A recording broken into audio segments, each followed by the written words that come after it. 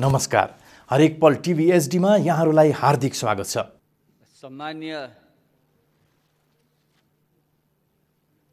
सम्मान्य सभामुख महोदय,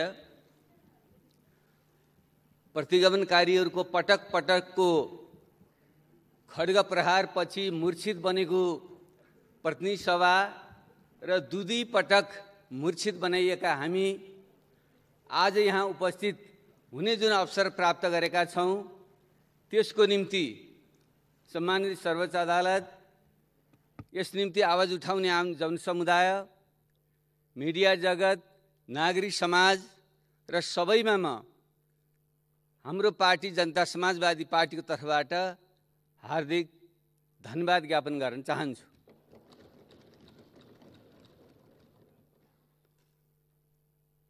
धेरै विमर्शहरू यहाँ भइसके। ठुला पार्टीका दिग्गज नेताहरूले धेरै तर्क वितर्क पनि गरिसक्नुभयो। म त्यसलाई धेरै दोहोर्याउने पक्षमा छैन, तर म पनि र खास गरी जनता समाजवादी पार्टी जो नेपालका सबै खाले उत्तीर्ण विभेदमा परेकाहरू, वर्गीय रूपमा विभेदमा परेका बारे त हामी धेरै कुराहरू गर्यौं, त्यो रहिरहन्छ। तर जातीय, क्षेत्रीय, लैङ्गिक, जातपात जन्य विभेदमा परेकाहरूको जुन अत्यधिक ठुलो जनसङ्ख्या देशमा छ र त्यो अहिले पनि गरिबी, बेरोजगारी र अधिकार विहीनताबाट, नागरिकता विहीनताबाट पीडित छन्, तिनीहरूको मुक्तिको निम्ति लागि पर्ने शक्तिको रूपमा जनता समाजवादी पार्टीको परिकल्पना गरिएको हुनाले हामी देशमा जे भयो, खास गरी गत पौष 5 गतेबाट पटक पटक हामीले 70 वर्षसम्म लडेर ल्याएको संघीय लोकतान्त्रिक गणतन्त्र र नेपालको इतिहासमा पहिलोचोटि नेपाली जनता आफैले आफ्नो चुनिएका प्रतिनिधि मार्फत संविधान सभाबाट बनाएको संविधानको पटक पटक हत्या गर्ने, यसका मूलभूत मान्यताहरूलाई कुल्चने र देशलाई अँध्यारो सुरुङमा धकेल्ने अदृश्य भित्री बाहिरी शक्तिहरूको चलखेलमा यो सबै उपलब्धिलाई गुमाउने जुन खतरा पैदा भयो, हामी यो संविधानमा असहमति राख्नेहरू, म आफैले त्यसलाई आधा गिलास भरी आधा गिलास खाली भनेर मैले त्यति बेलै संविधान जारी भएकै दिनदेखि भन्दै आएको हुँ। फेरि पनि हामीले किन अग्र पंक्तिमा उभिएर, भले हामी सानै आवाज होला, सानै शक्ति होला, पुस 5 गते यताको इतिहास हेरौँ, किन हामी लाग्यौँ भने हामी त यो आधा गिलासलाई बचाएर बाँकी गिलास भर्न हामी चाहन्थ्यौँ। तर यहाँका भस्मासुर प्रवृत्तिले यो आधा गिलासलाई पनि घोप्ट्यायो, खाली गर्यो। त्यसैले हामी कमसेकम यो आधा गिलास त फिर्ता गरौँ भनेर हामी लडेका हौँ। र अहिले यहाँसम्म आइपुग्दा मैले यहाँबाट आभार व्यक्त गर्नै पर्छ अन्तर्हृदयदेखि। सर्वोच्च अदालतको फैसला पटक पटक मैले पढेँ। म त्यति धेरै, अन्यथा नमान्नुहोस्, म एउटा रेडिकल पोलिटिक्स गरेर आएको मान्छे। समाज परिवर्तनको प्रक्रिया निरन्तर अगाडि बढ्छ, त्यो कछुवा चाहिँ घस्रिएर अगाडि बढ्दैन। खास अवस्थामा त्यो भ्यागुतो चाहिँ उफ्रिएर त्यो अगाडि बढ्छ भन्ने मान्यता राख्ने मान्छे र यी पुरातन जुन संरचनाहरू छन्, राज्यका स्थायी अङ्ग, एकजना विद्वान त्यसलाई पियोन, पर्मानेन्ट एस्टाब्लिसमेन्ट अफ नेपाल पनि भन्ने गर्नुहुन्छ, ती संस्थाहरूको धेरै रूपान्तरण भएको म पाउन त्यसपछि धेरै आस्था र विश्वास पनि छैन। तर यसपटकको सर्वोच्च अदालतको फैसलालाई हेरौँ हामी सबैले। तपाईँले राम्रोसँग हेर्नु भएको छैन भने मैले त हार्ड कपी नै निकालेर आफ्नो टेबलमा राखेको छु। यति सुन्दर ढङ्गले हामीले गर्न नसकेको काम हामीले संविधान बनायौँ। तर मैले यहाँ संविधान बनाउने निर्माता मध्येकै साथीहरूको कुरा सुन्नबाट उदेक लाग्यो। उहाँहरूको ब्रह्मले त्यही भनिरहेको छ कि ब्रह्मले एक थो भनेको छ, मुखले अर्को थो भनिराख्नु भएको छ। मलाई सुन्दा अचम्म लाग्यो।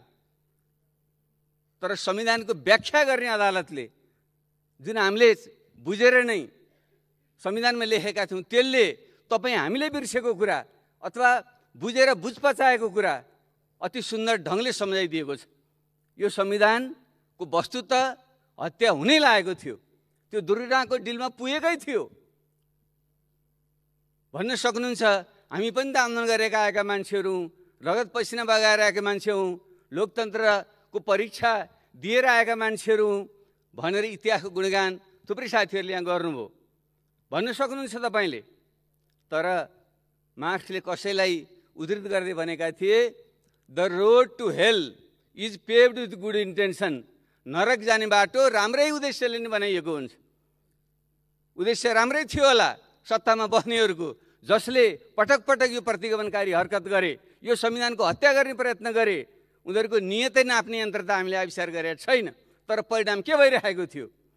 परिणाम यो संविधानको अन्त्य हुँदै थियो, सङ्घीय लोकतान्त्रिक गणतन्त्रको हत्या हुँदै थियो, देश अँध्यारो सुरुङमा जाँदै थियो र छरछिमेकमा विश्वमा अहिले जुन नयाँ शीतयुद्ध पुतपुताउँदैछ, मडारिँदैछ, त्यसको छाया पर्दैछ। त्यो अँध्यारो सुरुङबाट फेरि हामीले निस्कन धेरै गाह्रो हुन्थ्यो। त्यसैले यो फैसलाले, सर्वोच्च अदालतको फैसलाले तपाईँ हामी सबैको, आम जनताको आवाज फलस्वरूप यो पुनस्थापना जुन भएको छ, यसबाट हामीले पाठ सिकौँ। अब फेरि कुतर्कहरू गरेर, इतिहासलाई बिर्सिएर गल्ती दोहोऱ्याउने काम नगरौँ। यो क्षणमा उभिएर म पार्टीको तर्फबाट मेरो तर्फ विनम्रतापूर्वक आग्रह गर्न चाहन्छु, प्रतिगमनतिर देश गएकै थियो, यसलाई बचाउने काम भएको छ र त्यसलाई अब संरक्षण गरेर अगाडि बढौँ। उदाहरणतिर म दिन चाहन्न, साथीहरू सुन्दर ढङ्गले अगाडि भनिसक्नु भएको छ, बडो भावात्मक ढङ्गले भनिसक्नु भएको छ। संविधानको धारा 76(5) हामीले थाहा नभएको विषय हो। 52 सालपछि त्यत्रो जनयुद्ध भयो, हजारौँ मान्छेको ज्यान गयो, त्यसैको बलमा 12 बुँदे समझदारी वृहत शान्ति सम्झौता भयो, 62-63 को आन्दोलन भयो, त्यसको अपूर्णतालाई पूर्ण दिने पूरक आन्दोलन रूपमा मधेस विद्रोह भयो, जनआन्दोलन भयो, थारू विद्रोह भयो, जनजाति, महिला, दलितहरूका आन्दोलनहरू भयो। त्यसैको परिणाम स्वरूप जुन संविधान सभाबाट संविधान लेखिएको थियो, विगतमा राजतन्त्रात्मक संसदीय कालमा जुन संसदीय व्यवस्थाका विसङ्गतिहरू थिए, विकृतिहरू थिए, त्यसलाई सच्याउने गरी हामीले यो व्यवस्थाको परिकल्पना गरिएको। हामी पटक पटक संसदीय व्यवस्था भनिरहेका छौँ।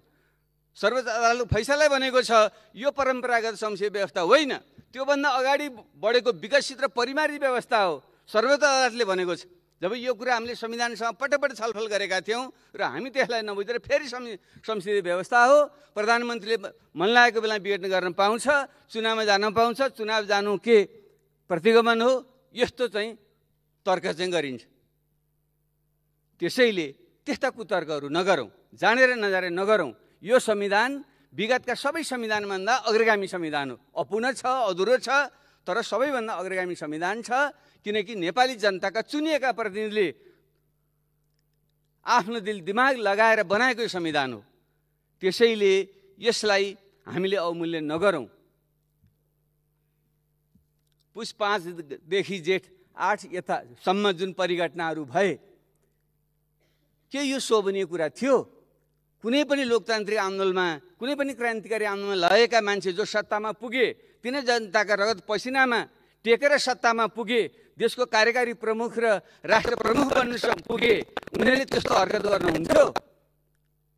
जनताको प्रतिनिधि सभालाई रौँ जति नगर्ने, बिजनेस नदिएर खुलेको प्रतिनिधि सभालाई पनि विभिन्न बहानामा चाहिँ अल्झाइदिने, देशबाट पारित भएका ऐन कानुनहरूको ठिक ढङ्गले कार्यान्वयन नगर्ने, बेलामा विधेयकहरू प्रस्तुत नगर्ने, अनि अध्यादेशबाट 3 वर्षमा 30 वटा अध्यादेश जारी गरेर आज मात्रै हिजो मात्रै एउटा मिडियामा आएको छ। अध्यादेशबाट मनपरी ढङ्गले शासन चलाउने, अनि त्यही हो लोकतन्त्र। संविधान र प्रतिनिधि सभाको त हत्या गरियो, त्यो त ठुलो अपराध, अक्षमा अपराध नै हो। अनि राज्यका अरू अङ्गमाथि कति खेलवाड गरियो।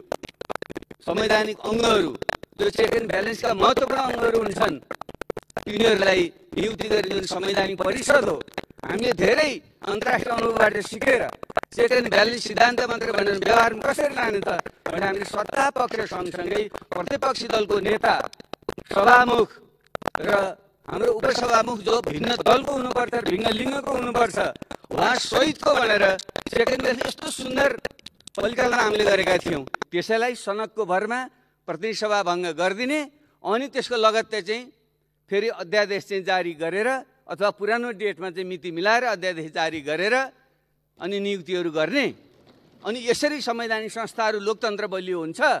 अनि त्यसैको हालमा मनपरी पकेटबाट झिकेर मान्छेहरू चाहिँ त्यस्ता संवेदनशील संवैधानिक अङ्गहरूमा मान्छेहरू भर्ने। हामी आयोग समावेशी आयोग भन्छौँ, हामी चेहरा के छ? समावेशिता छ। अनि यही हो लोकतन्त्र, लोकतन्त्र रक्षा यही हो। त्यसैले यस्ता कुतर्क नगरौँ। त्यसले गत 6 महिनामा पहिलेदेखि पनि भए बडा असङ्गत क्रियाकलापहरू थिए, तर पुस 5 गतेदेखि जेठ 8 सम्म आइपुग्दा जुन परिघटनाहरू भए त्यो नेपाली इतिहासको ठुलो एउटा कलङ्क हो, लोकतन्त्रमाथि ठुलो एउटा धब्बा हो र तपाईँ हामी सबैले लडेर ल्याएको त्याग गरेको जुन बलिदान थियो त्यसमाथिको ठुलो एउटा अपराध थियो। त्यसैले यसमाथि कुनै पनि किन्तु परन्तु नगरौँ, त्यो आफैलाई ढाँट्ने काम नगरौँ, जनतालाई ढाँट्ने काम नगरौँ। एउटा महत्त्वपूर्ण कुरा म यहाँ स्मरण गराउन चाहन्छु, जो हामीले पटक पटक हामीले भन्ने पनि गरेका थियौँ। यो जनताको प्रतिनिधि सभा जुन छ, राज्यका 3 अङ्गहरूमध्ये व्यवस्थापिका, कार्यपालिका, न्यायपालिका, यी 3वटा प्रमुख अङ्ग भनेर मानिन्छ। ती मध्ये जनताको सार्वभौमिक सत्ताको अभ्यास गर्ने, आफ्ना चुनिएका प्रतिनिधि मार्फत सार्वभौमिक सत्ताको अभ्यास गर्ने थलो भनेको प्रतिनिधि सभा हो। त्यसैले यो प्रतिनिधि सभा सबैभन्दा माथि हुनुपर्छ। हामीले संविधान बनाउने बेला पनि बिस्तारै ताछिँदै गयो नै भन्छु म। योभन्दा राम्रो बन्न सक्थ्यो। पहिलो संविधान सभाबाट बनेको भए योभन्दा उन्नत प्रकारको बन्थ्यो। दोस्रोमा ताछियो र प्रयोग गर्ने बेलामा झन् ताछियो। र फेरि पनि हामीले जुन व्यवस्था हामीले गऱ्यौँ, यी 3टा अङ्गको सन्तुलन जुन कुराहरू गऱ्यौँ, जुन व्यवस्थापिका जनप्रतिनिधि सभाको जनताको सार्वभौमिक सत्ताको अभ्यास गरी सबै उच्च थलो हो, सर्वशक्तिमान थलो हो, त्यसलाई हामीले तल चिन्ता पार्यौँ नि। मैले पहिले पनि भनेको छु, म दोहोऱ्याउन चाहन्न। तर त्यो कुरा हामी चुक्दाखेरि म अलि आत्मालोचक हुन चाहिरहेको छु र यहाँहरूसँग सबैसँग सम्मानित सभामुख महोदय मार्फत सबैसँग आत्मालोचक हुन चाहिरहेको थियो। तपाईँ हामीले यस प्रतिनिधि सभाले आफ्नो अधिकारको प्रयोग गरेर जान्नु पर्थ्यो। हाम्रो शक्ति कति छ भने बुझ्नु पर्थ्यो। रामायणको एउटा प्रसङ्ग छ, हनुमान लङ्का जाँदै थिए, जब समुद्र पार गरेर उफ्रनु पर्ने भयो, डराए, खुट्टा कपाए। अनि आकाशवाणी भयो, हनुमान नडराऊ, तिमी सामान्य होइनौ, तिमी त पवन पुत्र हौ भनेर उनलाई सम्झाइदिएपछि उनले म त ठुलो पवन पुत्र भनेर उनलाई आफ्नै शक्ति चिनेर बुरुक्क उफ्रिएर लङ्का पुगेको थिए भन्ने प्रसङ्ग आउँछ। र हामी जनप्रतिनिधि सभा र यसका सदस्यहरूले सायद हाम्रो शक्ति चिनेका छैनौँ। र मैले प्रसङ्ग कहाँ जोड्न खोजेको हो भने अहिलेको सर्वोच्च अदालतको फैसलामा राष्ट्रपति, प्रधानमन्त्री, न्यायालय हुँदै व्यवस्थापिका हाम्रो प्रतिनिधि सभा, सभामुख समेतको अधिकार क्षेत्रको कर्तव्यको त्यहाँ मूल्याङ्कन गरिएको छ, दिशानिर्देश गरिएको छ अथवा व्याख्या गरिएको छ। जो हामीले आफै लेखेको संविधान आफै बिर्सिएका थियौँ, त्यस अन्तर्गत यो प्रतिनिधि सभा सबभन्दा उच्चतम थलो हो। र यसको कसैले हत्या गर्छ भने पटक हत्या त भयो नि त, तर त्यसलाई रोक्न हामी चुकेकै हो नि। त्यसले मैले त पटक हामीले भने पनि थियौँ, सम्मानीय सभा महोदयले बोलाउनु भएको बैठकहरूमा, हामी किनकि नेपाली जनतामा निज सार्वभौमिक सत्ताको अभ्यास गर्ने थलो यही भनेका छौँ र जनतामा निज सार्वभौमिक सत्ता अपरिवर्तनीय छ भन्ने संविधानमा लेखेका छौँ भने त्यसको अभ्यास गर्ने थलोको हत्या गर्न मिल्छ, त्यो खाली हुन मिल्छ, कसैको सनकमा पटक विघटन गर्न मिल्छ मिल्दैन। त्यसो गरिन्छ भने यसलाई बिउताउने अधिकार हामीमाथि छ र सम्मानीय सभामुख महोदयले पहल लिन सक्नुपर्छ हामीले भनेका थियौँ। र अहिले त्यही कुरा हामीले त गर्न सकेनौँ, डरायौँ।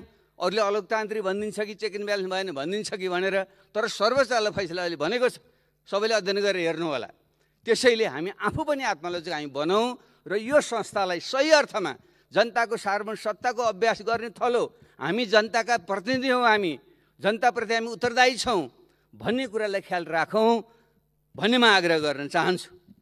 त्यसैले यो परिघटनापछि अब हामीले ढिलै भए पनि हामी दलहरू एक ठाउँमा आएर अहिले सम्मानीय शेरबहादुर देउवाजीको नेतृत्वमा संयुक्त सरकार बनाउने जुन हामीले निर्णय गऱ्यौँ र आज उहाँले जुन विश्वासको मतको निम्ति प्रस्ताव प्रस्तुत गर्नुभएको छ, त्यसलाई हामी सबैले साथ दिएर मतदान गरेर उहाँको सरकारलाई स्थायी बनाऊँ र संविधान र लोकतन्त्रलाई जोगाऊँ। म सबैसँग विनम्र आग्रह गर्न चाहन्छु र हाम्रो पार्टी जनता समाजवादी पार्टीले आजै हामीले बैठक गरेर हो, हामी 32 जना सांसद थियौँ, 2 जना निलम्बित हुनुहुन्छ, विवाद छ पार्टीभित्र, यहाँलाई थाहा नै छ। मध्ये हामी 20 जना आज उपस्थित भएर सर्वसम्मतिले जनता समाजवादी पार्टीको तर्फबाट माननीय शेरबहादुर देउवाको सरकारलाई विश्वासको मत दिने हामीले एकमतले निर्णय गरेका छौँ र त्यो हामीले कार्यान्वयन गर्नेछौँ। र मैले दुःख साथ स्मरण गराउनुपर्छ, हाम्रो पहाडतिर एउटा उखान छ, अभागीलाई खाने बेलामा रिस उठ्छ। जनता समाजवादी पार्टी एक ढिक्का, एक विचार, एकमत भएर रहेको भए यहाँहरूले यति दुःख बेहोर्नै पर्दैन थियो, अरू पार्टीभित्र पनि यति बिग्रा आउनै पर्दैन थियो, अरू पार्टीमा त्यो समस्या आउँदैन थियो। जनता समाजवादी पार्टी आफैले निकास दिन सक्छ।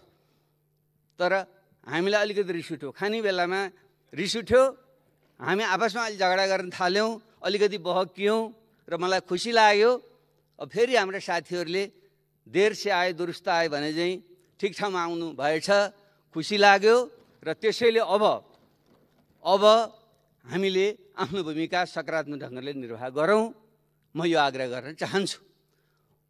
अब अन्त्यमा म एउटा केही विषयमा ध्यान आकर्षण गरेर बिदा हुन चाहन्छु। त्यो के हो भने आम जनतामा यो अहिले सोसियल मिडियाको युग छ, तपाईँले हेर्नुहोस्, हामीप्रति, मप्रति, तपाईँप्रति, हाम्रो पुस्ताप्रति, दलहरूप्रति आम जनताको विश्वास अत्यन्त निम्न भएर गएको अवस्था छ। एकजना त गए, बिदा भए, भस्मासुर भनौँ जे भनौँ, ऊ त बिदा भए, भले बिदा जुन नाट्यकै ढङ्गले हुनुभयो त्यो पनि बढी रोचक छ, म घोचपेच गर्न चाहन्न। हामीले एन्डरसनको बादशाहको नयाँ लुगा पढ्थ्यौँ, त्यहाँ आसेपासेहरूले बादशाहलाई नयाँ लुगा लगाएको भन्दै नाङ्गै सडकमा हिँडाउँथे भने हाम्रा नेताजीलाई पनि त्यसरी नै कतै आफ्ना आसेपासेहरूले बिदा भइसकेपछि, सत्ताच्युत भएर बिदा भइसकेपछि सडकमा त्यसरी नङ्गिया त होइन। मलाई बडो दुःख लागेको छ, त्यस्तो नहोस्। तर हामी सबैप्रति विश्वास छैन। उहाँ त बिदा हुनुभयो, तर तिमीहरू पो कति कतिलाई छौ र भन्ने आम मान्छेको टिप्पणी छ। सोसियल मिडियामा तपाईँहरू हेर्नु होला। अरू केही चाहिएको छैन हामीलाई, यो खराबभन्दा कम खराबको यो चुन्ने काम भएको मान्छेले भनिरहेको छ। त्यसैले हामी खराब मध्ये कम खराब होइन, असल मध्ये बढी असल हुने हामीले प्रयत्न गरौँ। त्यसको निम्ति म आग्रह गर्दै पार्टीको तर्फबाट म केही सुझाव सम्माननीय प्रधानमन्त्रीज्यू समक्षमा राख्न चाहन्छु। पहिलो कुरा, राजनीतिक मुद्दा, लोकतन्त्र कहिले पनि पूर्ण हुँदैन, यो निरन्तर विकसित जाने कुरा हो। त्यसैले संविधानमा अपूर्णताहरू छन्, यसप्रति ठुलो सङ्ख्या असन्तुष्ट छ। म आफै संवैधानिक समितिको सभापति हुनुको नाताले म आफै त्यसमा असन्तुष्ट छु। यसका कतिपय पक्षहरू, खास गरी राज्यको पुनर्संरचना, नेपाल जस्तो एउटा बहुल राष्ट्रियता युक्त मुलुकमा सबै जाति समुदायहरूको पहिचान र अधिकार सुनिश्चित हुने गरी जुन सङ्घीय राज्यको पुनर्संरचना हुनुपर्थ्यो त्यो भएको छैन। संहिता त छ, तर एक प्रकारको प्रशासनिक प्रकृतिको संहिता छ। सही अर्थको चाहिँ जातीय विविधता भएको मुलुकमा, राष्ट्रिय विविधता भएको मुलुकमा पहिचान र अधिकार झल्कने गरी जुन सङ्घीय राज्य बन्नुपर्थ्यो त्यो बनेको छैन। त्यो सही यथार्थ कुरा हो। त्यो कुरामा आम जनसमुदाय, खास गरी मधेसी, थारू, आदिवासी जनजाति लगायतको उत्पीडित समुदायको त्यो सही गुनासो, असन्तुष्टि त्यसमा छ। त्यसलाई सम्बोधन गर्ने गरी हामी अगाडि बढ्नुपर्छ। अब यो बिचको अवधिमा आज उहाँले विश्वासमत प्राप्त गरिसकेपछि यसको फुल टर्म त जान्छ। अब करिब 1.5 वर्ष जुन समय छ त्यो समय त जान्छ। यो 1.5 वर्ष धेरै गर्न नसकिएला, तर एउटा राष्ट्रिय सहमति जुटाएर राष्ट्रिय एजेन्डा सेट गर्न सकिन्छ भन्ने मेरो आग्रह हो। त्यसले पहिलो कुरा राजनीतिक एजेन्डा सेट गरौँ। संविधानका अपूर्णताहरूलाई पूर्णता दिनको निम्ति संविधान संशोधनका जुन छुटेका कुरा छन्, राज्यको पुनर्संरचना, शासकीय स्वरूप, किनकि यो प्रत्यक्ष निर्वाचित कार्यकारी प्रणाली र पूर्ण समानुपातिक संसदमा जाँदा नै राम्रो हुन्छ भन्ने यो पटक पटक अहिलेको घटनाले पनि देखाउँछ। भलै यहाँ एकमत छैन। यस्ता विषयहरू, नागरिकताका विषयहरू, थुप्रै नागरिक, लाखौँ नागरिकहरू अहिले पनि नागरिकता विहीन छन्, हामी सबैलाई थाहा छ। हामी खालि आफ्नो चुनावी स्वार्थ र दलीय स्वार्थको निम्ति आफूले चाहेको बेलामा खोल्तीमा झिकेर अगाडि राख्छौँ र अलिकति अप्ठ्यारो पर्ने निम्ति फेरि चाहिँ आफ्नो पकेटमा हाल्छौँ। त्यो हामीले पटक पटक गरिराखेका छौँ। यो खेलवाड गर्ने विषय होइन। लाखौँ नागरिकताविहीन जो जनसमुदाय छन्, मधेसका मात्र होइन, पहाडका मधेसका सबैतिरका मानिसहरू छन्, उनको नागरिकताको समस्या हल गरिनुपर्छ। र खास गरी महिलाहरू, आमा जन्म दिने आमालाई निशर्त रूपमा आफ्नो सन्तानलाई नागरिकता दिने जुन अधिकारको परिकल्पना हामीले गर्दै थियौँ, छलफल भएको थियो, संविधानमा अलिकति त्यो भाव आउँछ पनि, तर एउटा माथि लेखिएको कुरा तल गएर काटिएको छ र कानुन बनाउँदा झन् कमजोर भएको छ, प्रयोग गर्दा झन् कमजोर भएको छ। त्यसले यस्ता कुराहरूलाई सच्याएर हामीले संविधान संशोधनलाई एउटा मुख्य एजेन्डा बनाउनुपर्छ। त्यसमा राष्ट्रिय सहमति बनाउनेतर्फ सम्माननीय प्रधानमन्त्रीज्यूको चाहिँ ध्यान जानेछ भन्ने म आग्रह गर्न चाहन्छु। त्यसका सँगसँगै केही अत्यन्तै पेचिला मुद्दा बाँकी छन्। 10 वर्ष जनयुद्ध, त्यो एउटा नेपाली इतिहासको एउटा महान उथलपुथलकारी परिघटना थियो। अहिले त अपराधीकरण गर्ने खोज्नुहुन्छ। कमल प्रचण्ड अलि भावनामा आउनुभयो। हामी त रगत सँगसँगै बगाएर आएका मान्छेहरू, त हामीले त थाहा छ नि पीडा त्यसभित्रको नि। नेपाल जनताले, उत्पीडित भुइँ तहमा भएका जनताहरू, महिलाहरू, दलितहरू, जनजातिहरू, पिछडी क्षेत्रका जनता, गरिबहरू, किसानहरू कसरी चाहिँ होमिएर आफ्नो अधिकारको निम्ति ज्यान फालेका थिए। अनि तिनको त्याग र बलिदानलाई न्यूनीकरण गर्न मिल्छ?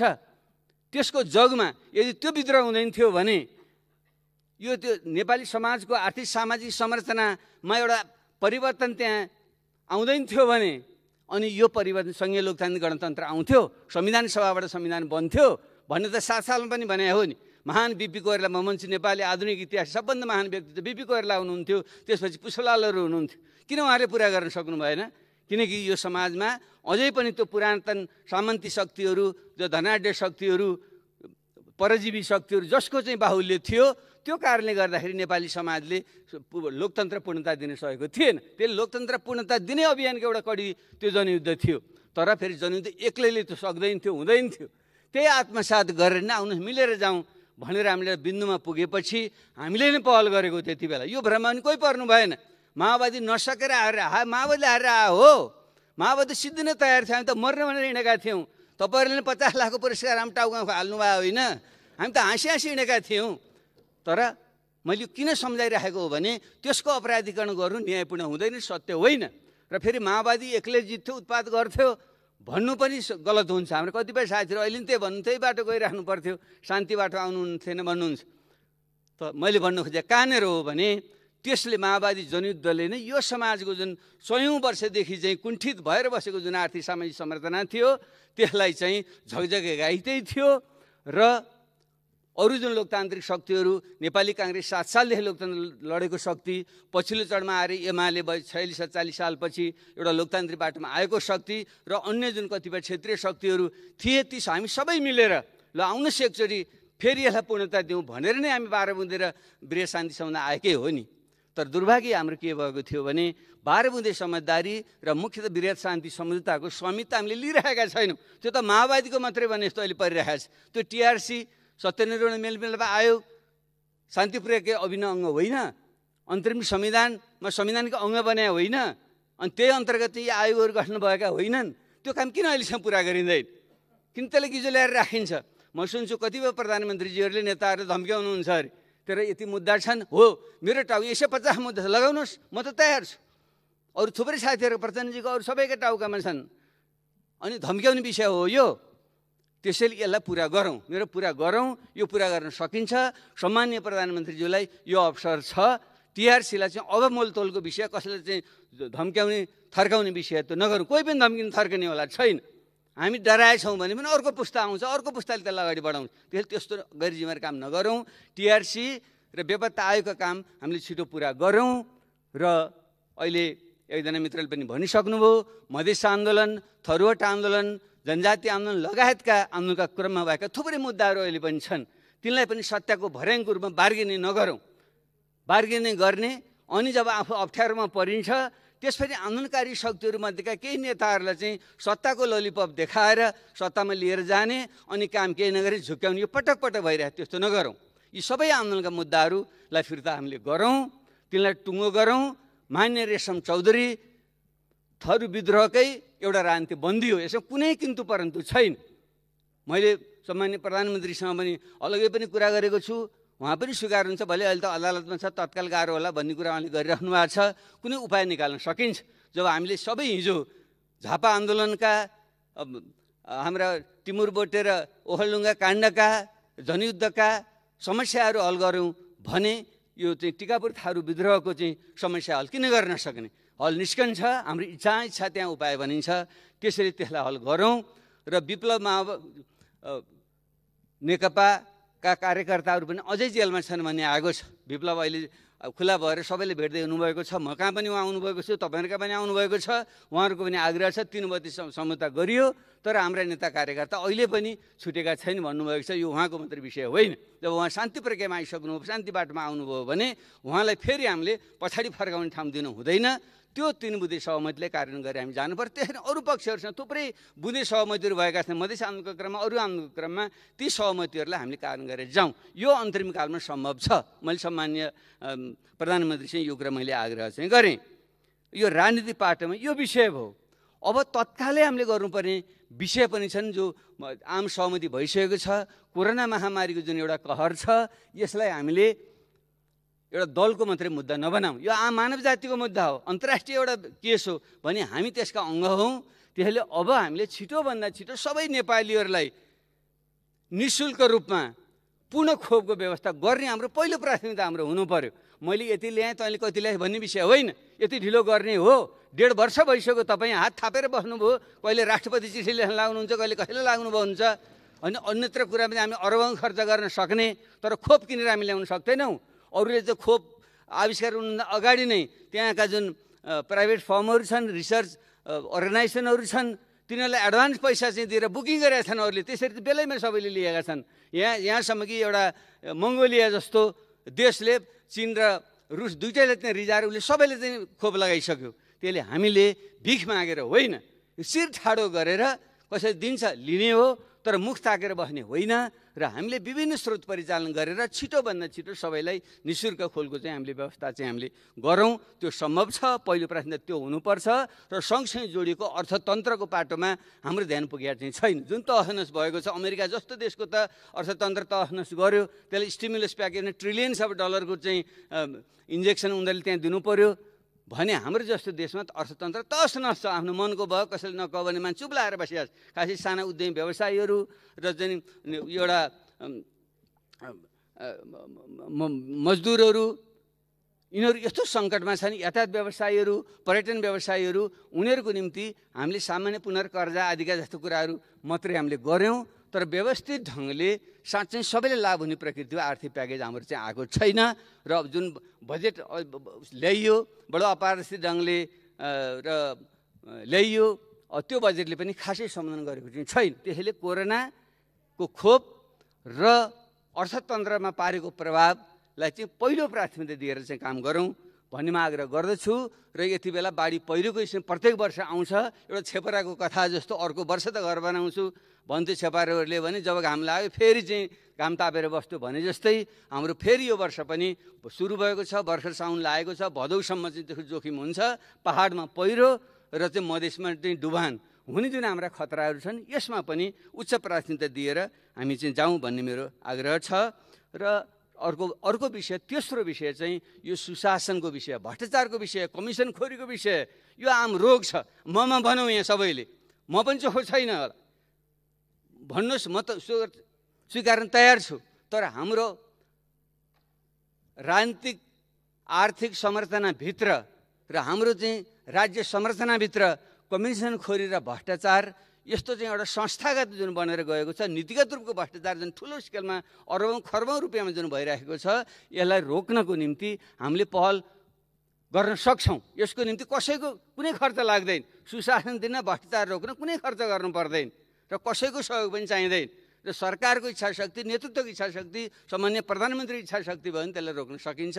यति मात्रै गर्न सक्छौँ भने पनि एउटा ठुलो चाहिँ काम यो सरकार चाहिँ हुनसक्छ। त्यतापट्टि ध्यान पुगोस् भन्ने मेरो विशेष आग्रह छ। खास गरी पछिल्ला दिनहरूमा यो चाहिँ हाम्रो राष्ट्रिय ध्वजावाहक वायु सेवा निगमलाई चाहिँ फेरि अपारदर्शी ढङ्गले चाहिँ कसैलाई चाहिँ दिइनेछ, कुनै निजी कम्पनीको हितमा भन्ने कुरा छ। त्यो के हो, यसको सही छानबिन गरियोस्। र बिपी कोइराला स्वास्थ्य विज्ञान संस्थान जस्तो देशको चाहिँ एउटा अग्रणी संस्थाको जुन एउटा बेहाल छ, महिनौँदेखि चाहिँ आन्दोलित छन्। भलै एउटा के कमिटी बन्यो भने त मैले सुने, तर यस्ता शिक्षा र स्वास्थ्य क्षेत्रको चाहिँ जुन तहस भएको अवस्था छ, यिनकालाई चाहिँ सुधार गर्न सच्याउन र तुरुन्त पहल लियोस् भन्ने चाहिँ मेरो चाहिँ आग्रह छ। र अब अन्त्यमा मैले एउटा भन्न चाहने जोड्ने यसैको पाटो चाहिँ के छ भने देशको अन्तर्राष्ट्रिय सम्बन्ध र बलिएको चाहिँ एउटा भू राजनीति। दुईटा ठुला छिमेकीको बिचमा त हामी पहिलेदेखि छौँ नि, पृथ्वीनारायण शाहकै पालादेखि दुई ढुङ्गाको तरुल भन्दै आएकै हो नि। त्यसैले हामीले अलिकति अगाडि बढाएर ढुङ्गाको तरुल नबनाउँ, अब दुई देशबिचको एउटा गतिशील पुल बनाउँ भन्यौँ हामीले। तर पछिल्लो यही दशकमा यो भू राजनीतिमा गम्भीर परिवर्तन आएको छ, उत्तरमा पनि दक्षिणमा पनि र पश्चिममा पनि। यी तिनै थरी शक्तिहरूको बिचको प्रतिस्पर्धाले जुन एउटा नयाँ शीतयुद्धको आँधीबेहरी ल्याउँदैछ र यहीँ मनारिँदैछ। हिजोको शीतयुद्ध त युरोपतिर थियो, अब अहिलेको थिएटर त यही क्षेत्रमा सिरियादेखि अफगानिस्तान नेपाल हुँदै बर्मासम्मको जुन क्षेत्र र एसिया पेसिफिक क्षेत्र छ, यो नै मुख्य क्षेत्र बन्दैछ र नेपाल त्यसको बिचमा हुनुको नाताले हामी गम्भीर अवस्थामा छौँ। त्यसैले यसलाई कुनै दल विशेषको, कुनै व्यक्ति विशेषको स्वार्थ लिप्साको विषय यसलाई नबनाऊ। यसमा हामीले राष्ट्रिय सहमति बनाउनै पर्छ। यसको निम्ति सामान्य प्रधानमन्त्री एउटा अनुभवी व्यक्तित्व पनि हुनुहुन्छ, उहाँले सबै पक्षको चाहिँ एउटा सहमति जुटाएर हामी कतैपट्टि पनि कसैप्रति पनि विरुद्धमा पनि नभुकाउँ, कसैसँग पनि नझुकाउँ र देशको हितलाई केन्द्रमा राखेर हाम्रो एउटा परराष्ट्र नीति हामीले चाहिँ बनाऊँ। र जुन नक्साको कुरा आए, एकजना मित्रले चुच्चे नक्सा बनाएपछि अब यसै चुच्चे नक्साकै भरमा चुनाव पटपट जितिन्छ जस्तो कुराहरू गर्नुभयो। यो त धेरै पहिले धेरैले गरेका छन्। राजा महेन्द्रले त यस्तै राष्ट्रवादको कुरा गरेर 30 वर्ष खाएका हुन् नि, तर के भयो, कस्तो राष्ट्रवाद रहेछ। त्यसैले चुच्चे नक्सा त हामी सबै मिलेर बनायौँ। त्यसो उहिले सन्धिदेखि छोडिएको जुन विरासत थियो त्यसलाई हामी सबैले एकमतले गरे हो नि। यो कसैले चाहिँ जसले कुरा नगरौँ। जस त अब त्यो साँच्चै त्यो भूमि प्राप्त गर्ने कसरी हो, त्यसमा पहल गर्नुभयो तपाईँले। 1 वर्षसम्म के हेरेर बस्नुभयो तपाईँ? कुनै वार्ता भयो, कुटनीतिक पहल भयो? बरु चर्चा के आउँछ भने तपाईँले त त्यही चुच्चे नक्सामा पनि जुन पाठ्यपुस्तक छापिएको थियो त्यो पनि लुकाउनु वितरण गर्नु भएन भन्ने पो आशा त। भने यसो भनेर त्यही चुच्चे नक्साकै भएर चुनावी फल खाने काम कसैले पनि नगरौँ। यो हाम्रो साझा विषय हो। राष्ट्रियता जस्तो कुरा, सिमाना जस्तो कुरा, भूमि जस्तो कुरा एउटा पार्टी र व्यक्तिको विषय होइन। यसलाई पनि सम्माननीय प्रधानमन्त्रीको कार्यकालमा यो अगाडि बढोस् भन्ने म चाहन्छु। र धेरै मान्छेले टिप्पणी गर्छन् यो जुन अहिले गठबन्धन छ, गठबन्धन सरकार बनेको छ, यसको न एउटा विचार मिल्छ, न स्वभाव मिल्छ, न प्रवृत्ति मिल्छ भन्ने जुन कुरा गरेका छन्, मलाई त के सम्झना आयो भने एकदम यो त गहिरियामा गएर हेर्नु हो भने 12 बुँदे सहमति र बृहत शान्ति सम्झौता कडी जानेर टुटेको थियो, जहाँ भत्किया थियो। खास गरी तत्कालीन माओवादी र मुख्य रूपमा गिरिजाप्रसाद कोइरालाले नेतृत्व गरेको चाहिँ नेपाली काङ्ग्रेस र तत्कालीन माधव नेपालजीले नेतृत्व गरेको एमाले र पछिल्लो चरणमा आएर मधेस आन्दोलनको नेतृत्व गर्ने हाम्रो उपेन्द्र यादव र पछिल्लो आन्दोलनको नेतृत्व गर्ने महन्त ठाकुर। अनि यिनै मान्छेहरू एक ठाउँमा आएपछि त यो चाहिँ कुनै विजातीय कुरा हुन्छ? यो त सही कुरा पो हुन्छ त। हिजो जुन कडी जहाँ टुटेको थियो त्यो कडीलाई जोडेर जाने र त्यो बाँकी जुन कामहरू छन् शान्ति प्रक्रिया लगायतका संविधानका अपुरा कुराहरू त्यसलाई पुरा गर्ने त्यसको स्टेक होल्डरहरू पो हामी एक ठाउँमा आएछौँ त। त्यसरी किन नहेर्ने? त्यसले हाम्रो आफ्नो पार्टी आइडियोलोजी मात्र किन हेर्ने? व्यवहारिक नेपाली राजनीतिक व्यवहारिक हिसाबले जुन यो अहिलेको 5 पक्ष अहिले एक ठाउँमा आएको छ, यो सही मान्छेहरू आएका छन्, एउटा आन्दोलनकारी शक्ति एक ठाउँमा आएका छन्। त्यसैले यसलाई सफल पार्नु हामी सबैको चाहिँ दायित्व हुन्छ। यसैको निम्ति सम्मान्य शेरबहादुर देउवाजीको सरकारलाई सबैले मतदान गरेर सफल पारौँ, यही आग्रह गर्दै म बिदा हुन चाहन्छु। धन्यवाद, नमस्कार। हरेक नागरिकलाई हरेक खबरबाट हरेक पल सुसूचित गराउने हाम्रो अभियान जारी छ। हरेक पल टिभी एचडी सब्स्क्राइब गर्न नभुल्नुहोला। नमस्कार।